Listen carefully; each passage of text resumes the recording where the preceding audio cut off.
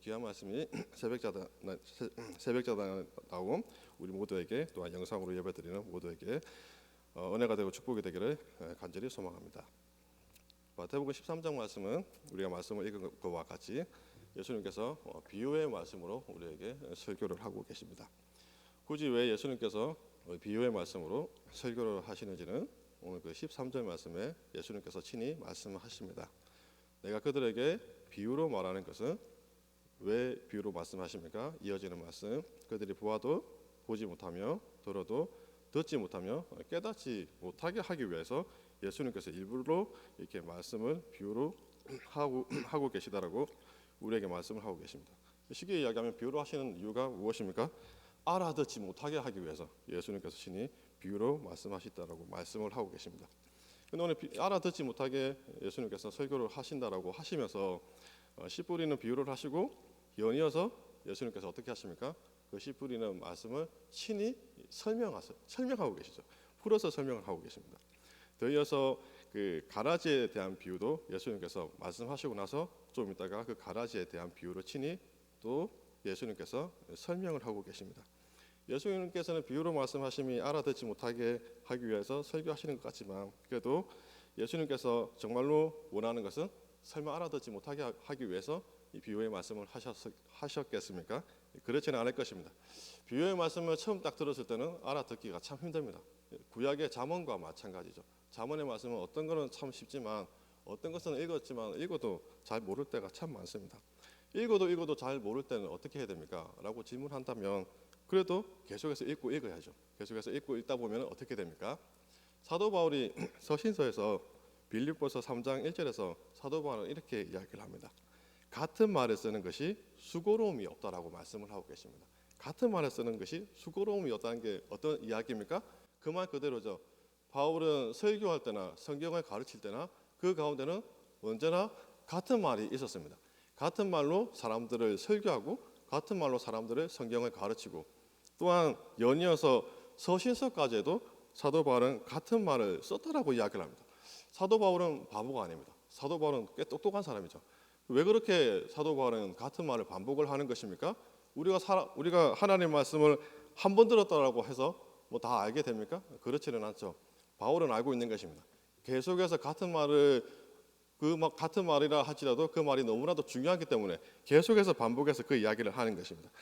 예수님께서 비유로 사용하시는 이유도 마찬가지지 않나 생각이 되어집니다. 비유의 말씀은 처음에는 깨닫지 못하지만 비유의 말씀을 읽고 또 읽고 계속해서 반복적으로 읽는다면 그 비유의 말씀 가운데 우리에게 반드시 깨달음을 허락하여 주실 줄로 믿습니다. 그러므로 비유의 말씀 분명히 알아듣지 못하는 것이 목적이라고 이야기를 하지만 사실은 이 비유의 말씀을 계속해서 묵상하는 가운데 비유를 통한 하나님의 마음과 여기서 예수님께서 하시고자 하시는 그 핵심의 말씀들을 이해하기를 원한다는 것이 예수님의 실제적인 마음인 줄로 압니다. 오늘 예수님께서 어떻게 이 비유의 말씀을 말씀하시는지 1절 말씀을 보게 되어지면 그날에 예수께서 집에서 나가사 바닷가에 앉으시매라고 말씀을 하고 계십니다. 시간이 언제입니까? 라고 질문한다면 예수님께서 언제 설교하십니까? 그 날이라고 말씀을 하고 계십니다. 마태복음 12장에서 안식일날 바리새인들과 계속해서 논쟁하고 있었음을 우리가 어제 말씀을 통해서 우리가 발견하였습니다. 그런데 그 안식일날 충분히 바리새인들과 이런 얘기 저런 얘기 논쟁도 하고 그리고 기적도 베푸시는 그 예수님께서 연이어서 언제 이 설교를 하시냐고 하니까 그 날 안식일날 예수님께서 연이어서 말씀을 하고 계신다라고 이야기하고 계십니다. 꽤나 피곤하신 것 같아요. 연이어서 이 사역들을 연이어서 한다는 것이 참 쉽지는 않을 건데 예수님께서 계속해서 이 설교 사역을 연이어 가시는 것을 보면서 예수님 참 사명의식 참 대단하다는 생각이 되어지고 더 나아가서 코로나 바이러스 힘들지만 그래도 우리가 계속해서 설교 사역 연이어서 할 수 있다는 게 또 한편으로는 말씀을 준비하면서 감사했습니다. 이 말씀을 묵상하면서 예수 그리스도와 똑같이 사역을 할 수는 없지만 설교 사역을 감당하는 우리 모든 목회자들과 또한 귀한 이 말씀 사역을 감당하는 모든 사역자님들에게도 은혜가 있기를 간절히 원합니다. 우리의 육신의 힘이 다하는 날 그리고 언제인지는 모르겠지만 그래도 그 사명이 허락하시는 날 이 귀한 사역들을 감당할 수 있는 은혜가 우리 모두에게 임하기를 소망합니다. 2절 말씀입니다. 어디에서 설교하고 계십니까? 배에 올라앉으시고 원무리는 어디에 계십니까? 해변에 있다라고 말씀을 하고 계십니다. 근데 중요한 것은 해변에 거하긴 하는데 이 말씀 가운데 그날 계속해서 논쟁하는 바리새인들은 이 현장에 존재하지를 않습니다. 왜 바리새인들은 여기에 오지 않았을까요? 라고 질문한다면 아무래도 바리새인들은 생각한 것 같아요. 회당이나 어떤 좋은 자리에서는 자기가 어울릴 만한 장소라고 생각했을지 모르겠지만 굳이 해변가까지는 예수님을 따라 오고 싶지 않았던 것입니다.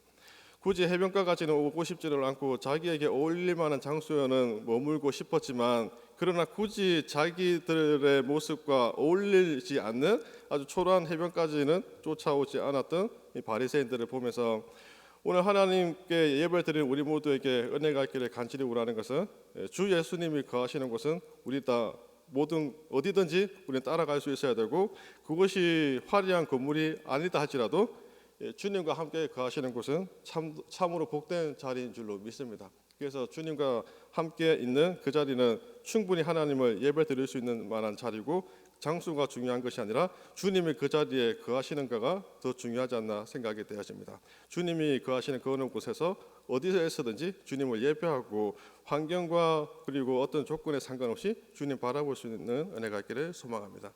3절부터 예수님께서 우리에게 말씀을 하고 계십니다. 어떤 말씀을 제일 먼저 비유로 말씀하고 계십니까?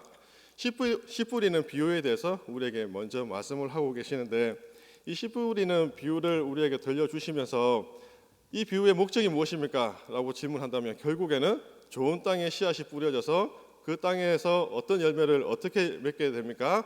100배, 60배, 30배 열매를 맺게 되는 것을 우리에게 들려주고 계십니다. 결국 이 씨 뿌리는 비유를 통해서 예수님께서 우리에게 하고자 하는 말씀은 결국에는 열매 맺으라는 것입니다. 열매를 맺기 위하여서 어떻게 되어라라고 말씀하고 계십니까? 네 가지의 마음밭의 비유를 하시면서 결국에는 씨 뿌리는 가운데 우리가 열매 맺는 좋은 땅과 같은 마음을 가지라라고 우리에게 말씀을 하고 계십니다. 하나님께서는 우리를 정말로 도와주시기를 간절히 원하는 가운데 정말로 열매 맺기를 원합니다. 하나님은 정말 우리를 도와주시는 분이시죠. 그러나 중요한 것은 하나님의 도움과 맞물려서 우리 역시도 하나님의 기대와 또 하나님의 도우심에 부응하여서 우리의 마음밭도 참 중요하기에 예수님께서 정말로 열매 맺을 수 있는 마음이 되기를 간절히 소망하는 마음으로 이 씨 뿌리는 비유를 우리에게 들려주고 계십니다. 어떠한 마음밭인지 말씀을 보게 되어지면 먼저는 4절 말씀이죠. 뿌리새 들은 어디에 떨어집니까? 가장 먼저 길가에 떨어짐에 새들이 와서 먹어버렸다라고 우리에게 말씀을 하고 계십니다. 길가에 떨어진 비유를 우리에게 말씀을 하고 계시죠. 여기에 대한 비유에 대한 해석은 예수님께서 친히 우리에게 설명을 하고 계십니다. 19절 말씀이죠. 길가에 뿌려진 이 모습은 19절에서 설명하시기를 아무나 천국 말씀을 듣고 깨닫지 못할 때는 악한 자가 와서 그 마음에 뿌려진 것을 빼앗나니 이는 곧 길가에 뿌려진 자요라고 우리에게 말씀을 하고 계십니다. 길가에 떨어진 이 씨앗의 비유는 어떠한 모습이다라고 말씀하십니까? 악한 자가 와서 그 마음에 뿌려진 것을 전부 다 빼앗아 간다라고 우리에게 말씀을 하고 계십니다. 오늘 말씀을 통해서 이 마음밭은 어쩌면 우리에게 적용해 보자고 한다면 이렇게 적용할 수가 있을 것입니다. 지금은 설교를 듣는 시간이고 그리고 또한 우리에게 계속해서 예배 드리는 시간들이 계속해서 오게 될 것입니다.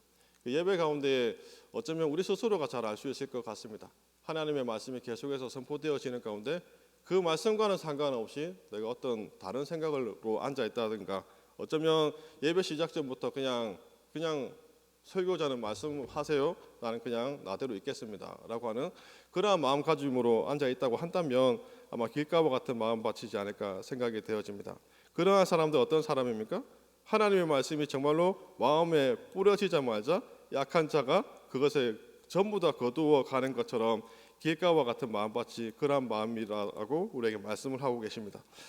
이러한 마음밭을 가진 사람은 우리가 어떻게 할 수가 있습니까? 라고 질문한다면 이건 어쩔 수가 없죠. 도리가 없는 거예요. 처음부터 하나님의 말씀을 받을 만한 마음이 없는데 그 사람들을 우리가 어떻게 도와줄 수가 있겠습니까?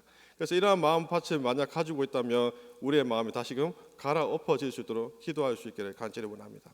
5절요. 이어지는 말씀은 더러는 흙이 얕은 돌밭에 떨어짐에 흙이 깊지 않냐므로 그 싹이 나오나라고 말씀하고 계십니다. 돌밭에 떨어졌다라고 말씀을 하고 계시죠. 여기에 대한 해석도 예수님께서 연이어서 말씀하고 계십니다. 그 이어지는 말씀은 20절 말씀이죠. 돌밭에 뿌려졌다는 것은 말씀을 듣고 즉시 기쁨으로 받되 21절입니다. 어떻게 됩니까? 그 속에 뿌리가 없어 잠시 견디다가 말씀으로 말미암아 환난이나 박해가 일어날 때 곧 넘어진다라고 우리에게 말씀을 하고 계십니다. 환난 가운데 그리고 박해 가운데 그리고 그러한 어려움 가운데 이 마음밭을 가진 사람은 이겨낼 힘이 없는 사람이죠. 이어서 가시밭과 같은 사람이죠. 7절 말씀에 가시 떨기 위해 떨어짐에 가시가 자라서 기운을 막았다라고 말씀하고 계십니다. 이 땅에 떨어진 마음밭은 어떤 마음밭입니까? 예수님께서 설명하십니다. 22절 말씀요.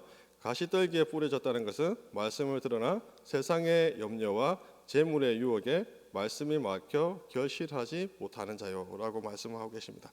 세상의 염려와 재물의 유혹이다라고 말씀을 하고 계시죠. 서울대학교에 보니까 행복을 연구하는 연구팀이 있습니다. 주제가 행복이에요. 행복만을 연구하는 서울대학교에서 그것을 연구하는 교육팀들인데 이 사람들이 행복은 도대체 행복할 수 있는 조건이 무엇입니까? 라고 막 연구를 하다가 성인들을 대상으로 설문조사를 하였는데 그 첫 번째 1순위가 무엇이냐고 하니까 무엇일 것 같습니까? 행복하기 위한 첫 번째 조건. 서울대학교라고 하면 그래도 좀 나오는 대로 좀 격조가 있는 학교인데 그 사람들이 행복에 대해서 연구하다가 성인들 대상으로 행복할 수 있는 첫 번째 조건이 무엇입니까? 대상을 성인들 대상으로 설문조사를 하였는데 그 첫 번째 순위가 아마 우리 스스로가 대답할 수 있을 것 같습니다. 그 첫 번째 순서는 돈이다라고 이야기를 하더라고요. 돈이 없으면 우리는 행복해지기가 힘듭니다라고 그 사람들이 설문조사한 결과를 들은 적이 있습니다. 더 나아가서 우리의 행복의 조건에 있어서 정말로 돈이 최고입니다라고 하는 이 가치관의 전환이 일어나는 시절이 어디냐라고 또다시 연구를 하였는데 그때가 언제냐고 하니까 고등학교 1학년에서 2학년이라고 얘기를 하더라고요. 제가 고등부를 담당하고 있는데 제가 이 이야기를 하니까 고등부 아이들이 웃더라고요. 공감한다는 거죠. 다시금 이야기하면 그들도 어느 순간에는 엄마 아빠만 있으면 행복할 줄 알았는데 그런데 이제는 어느 순간부터 엄마 아빠보다도 돈이 조금 더 소중해지고 돈이 조금 더 인생에 있어서 행복의 주요한 조건으로 자리 잡게 되더라고 하는 사실입니다. 그 이야기를 하면서 어떤 이야기를 하고자 하는 것입니까? 오늘 가시 떨기 위해 떨어진 우리의 마음밭은 하나님 말씀 붙들고 계속해서 성장했으면 좋겠는데 왜 성장하지를 못합니까? 세상의 염려와 재물의 유혹에 말씀이 막혀 결실하지 못한다라고 말씀을 하고 계십니다. 돈은 필요합니다. 돈 필요 없는 사람이 어디 있겠습니까? 돈 필요하죠. 그러나 우리가 한 번쯤은 기억하여 보았으면 좋겠습니다. 돈 앞에 내가 혹시라도 죄를 범하고 있다면 돈으로 인하여서 내 삶이 내 신앙이 거기에 묶여 있다고 한다면 분명하게 하나님의 말씀은 우리에게 말씀하고 계십니다. 세상의 염려와 재물의 유혹에 말씀이 막혀서 결실하지 못한다라고 우리에게 말씀을 하고 계시죠. 분명한 것은 말씀 그대로 우리의 삶에 적용하고자 한다면 돈에 사로잡혀 있는 한 우리는 성장할 수가 없을 것입니다. 그러므로 우리는 자유할 수 있기를 원합니다. 그것으로 인해서 막혀있는 마음이 있다면 기도하는 가운데 그 막힘이 풀어지는 은혜가 있기를 간절히 원합니다. 그것을 풀어내지 못하는 한 우리는 성장해 갈 수가 없을 것입니다. 계속해서 예수님께서는 마지막 마음밭에 대해서 말씀하십니다. 마지막 마음밭은 8절이죠. 들어는 좋은 땅에 떨어짐에 어떤 것은 100배, 어떤 것은 60배, 어떤 것은 30배의 결실을 하였느니라 라고 말씀하고 계십니다. 여기에 대한 예수님의 설명은 어떠합니까? 오늘 말씀 보면 23절 말씀입니다. 23절 말씀을 우리 한번 같이 읽겠습니다. 좋은 땅에 뿌려졌다는 것은 말씀을 듣고 깨닫는 자니 결실하여 어떤 것은 100배, 어떤 것은 60배, 어떤 것은 30배가 되느니라 하시더라. 오늘 말씀에는 분명히 하나님께서 원하시는 마음밭은 좋은 땅에 뿌려진 마음일 것입니다. 그러면 중요한 것은 무엇이 중요할까요? 길가도 아니고 돌밭도 아니고 가시떨기도 아니고 좋은 땅에 뿌려진 마음밭이 되어져야 되는데 그러면 좋은 땅에 뿌려진 이 사람의 마음은 구체적으로 어떤 마음일까요? 라고 하는 것이 중요하지 않겠습니까? 오늘 23절 말씀에 보니까 좋은 땅에 뿌려진 그 사람의 마음은 23절에서는 이렇게 설명을 하고 계시죠. 말씀을 듣고 뭐 하는 자입니까? 깨닫는 자고 그리고 그것을 결실하는 사람이다라고 우리에게 말씀을 하고 계십니다. 근데 어쩌면 이 좋은 땅에 뿌려진 마음의 밭, 이 사람의 상황을 마음밭을 그냥 말씀을 듣고 깨닫는 사람입니다. 이 정도 설명으로는 뭔가 좀 부족함이 있죠. 그래서 말씀을 여기 좀 비교하면서 이 말씀이 마가복음, 누가복음에도 등장하고 있는데 누가복음 8장 15절 말씀에는 좋은 땅에 뿌려진 마음밭을 조금 더 구체적으로 우리에게 설명을 하고 계십니다. 누가복음 8장 15절 말씀을 제가 읽어드리겠습니다. 좋은 땅에 있다는 것은 착하고 좋은 마음으로 말씀을 듣고 지키어 인내로 결실하는 자니라 라고 말씀을 하고 계십니다. 한 번 더 읽어보면 좋은 땅에 있다는 것은 착하고 좋은 마음으로 말씀을 듣고 지키어 인내로 결실하는 자니라 라고 말씀을 하고 계십니다. 그러니까 좋은 땅에 뿌려진 마음은 조금 더 우리에게 구체적으로 말씀하고 계시죠. 그냥 말씀을 듣고 깨닫는 정도가 아닌 돌밭과 가시밭과 길가와 같은 사람들은 등등의 환난과 어려움으로 인해서 마음이 막혀서 성장하지 못하는데 좋은 밭은 그와는 다르게 어떻게 해요? 그 어떤 환난과 어려움과 죄악의 본성과 실패가 찾아온다 할지라도 어떻게 해요? 좋은 마음을 가진 사람은 그것을 지키고 인내하는 사람이라고 우리에게 말씀하고 계십니다. 분명히 다른 밭과 다르게 좋은 땅에 뿌려진 씨앗과 같은 마음은 어떤 마음이라고요? 인내하는 마음이라고 우리에게 분명하게 말씀을 하고 계십니다. 인내한다는 거죠. 기다릴 줄 안다는 거예요. 그러면 한 가지 여기서 질문하고자 합니다. 분명히 좋은 마음을 가진 사람은 인내하는 마음인데 얼마만큼 우리가 인내할까요? 라고 질문한다면 당연히 여기에 대답은 당연히 열매를 맺을 때까지 인내해야 되지 않겠습니까? 직장 생활을 하는 사람들에게도 고비가 온다라고 얘기를 하더라고요. 때로는 정말 하기 싫어서 도망가고 싶다라는 생각이 들기도 하고 정말이지 월요일 날이 오지 않았으면 좋겠습니다라고 하는 그런 하소연들을 한 번씩 듣게 되어집니다. 직장 생활이 그만큼 힘들다는 거죠. 그러나 힘들다고 도망가게 되어지면 뭐 월급은 어디서 받습니까? 수입은 어디서 받게 될까요? 열매가 없다는 거죠. 직장 생활만 그럴까요? 그 운동 생활 하는 사람들도 마찬가지라 생각이 되어집니다. 저는 그 해병대 장교 생활을 하면서 주변에 그 장교로 근무했던 사람들 중에 대다수의 사람들이 체육과 출신들입니다. 체육과가 뭐 하는 사람들을 알죠? 운동하는 사람들입니다. 그 중에서는 또 어떤 사람들이 있느냐고 하니까 이 올림픽이나 아시안 게임에서 금메달 따지 못한 사람들 어떻게 됩니까? 금메달 따서 군대 안 갈 줄 알았는데 금메달 못 따니까 군대를 오게 된 사람들, 주변에 그런 사람들 중에 럭비 하는 사람들도 있고 뭐 쇼트트랙 하는 사람들도 있고 그분들하고 이런저런 이야기를 하다가 한번 질문한 적이 있습니다. 무엇이라고 질문하였느냐고 하니까 본인이 정말로 좋아하는 운동인데 운동하는 것이 정말로 재미있던가요? 라고 질문하니까 그 사람들 대다수가 똑같은 이야기를 하더라고요. 하는 이야기가 무엇이냐고 하니까 운동하다가 정말 뛰어내리고 싶을 정도로 힘들었다라고 이야기를 하더라고요. 이것이 한 사람의 이야기가 아니라 대다수의 사람들이 그렇게 이야기하는 것을 기억을 하고 있습니다. 운동만 그러합니까? 우리의 신앙생활도 마찬가지일 거라 생각이 되어집니다. 한 달은 조금 더 넘게 진행되어지는 이 코로나로 인해서 우리 모두 다 힘들죠. 코로나 정도로 우리는 이렇게 힘들어하고 있는데 계시록에 나와 있는 재앙이 실질적으로 임하게 된다면 아마 더 힘들게 되어지지 않을까 생각이 되어집니다. 아무튼 힘들지 않은 일이 아무것도 없고 우리 전부 다 힘들어하는 세상 가운데 살아가지만 분명한 것은 예수님께서 좋은 땅에 뿌려진 이 마음은 어떤 마음요? 그럼에도 불구하고 우리는 인내하라라고 우리에게 말씀을 하고 계십니다. 그것이 좋은 마음이다라고 우리에게 말씀을 하는 것입니다. 생각해 보았습니다. 그렇게 어렵고 힘든데 인내하는 것이 어떻게 그렇게 말처럼 쉬울까요? 라고 질문하는 가운데 오늘 말씀 가운데 예수님께서 우리에게 말씀합니다. 그렇게 인내한 가운데 열매 맺되 어떻게 열매 맺는다라고 말씀하고 계십니까? 100배, 60배, 30배의 열매를 허락하시겠다라고 말씀하고 계시죠. 이 말씀을 가만히 묵상하면 또 다른 은혜가 우리에게 주어지더라고요. 세상에서 그 경제신문을 보게 되어지면은 경제신문을 뭐 자주 보지는 않지만 한 번씩 타이틀은 읽어보는 것 같아요. 경제신문을 보게 되어지면 우리에게 뭐라고 정보를 이야기합니까? 올해 경제 성장 어떻게 성장했다라고 이야기하시죠? 몇 퍼센트 성장하였습니다. 몇 퍼센트 뭐 올랐습니다. 퍼센트로 이야기하는 것을 우리가 보신 적이 있을 것입니다. 퍼센트로 이야기를 하죠. 뭐 0.1%, 뭐 2% 올랐습니다. 그러나 하나님 나라의 성장하는 원리는 예수님께서 우리에게 분명하게 말씀하고 계십니다. 100배, 60배, 30배. 세상의 성장의 능력과는 비교할 수 없는 하나님 나라의 성장의 원리는 배가 성장의 능력이죠. 이 말씀을 묵상하는 가운데 큰 은혜가 되더라고요. 세상과 비교할 수 없는 배가 성장의 능력으로 하나님은 어떻게 해요? 인내하는 우리에게 소망을 주시고 그 능력으로 우리를 도와주시겠다라고 약속하고 계십니다. 이 살아계신 하나님의 약속의 말씀이 있는 한 우리에게 조금 힘든 상황이 있는다 할지라도 인내할 수 있기를 간절히 소망합니다.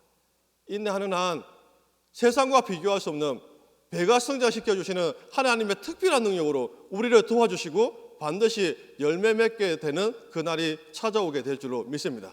그날을 소망하는 마음으로 지치지 않고 끝까지 좋은 마음을 가지시고 인내할 수 있는 은혜가 있기를 간절히 원합니다. 하나님께서 도와주실 줄로 믿습니다.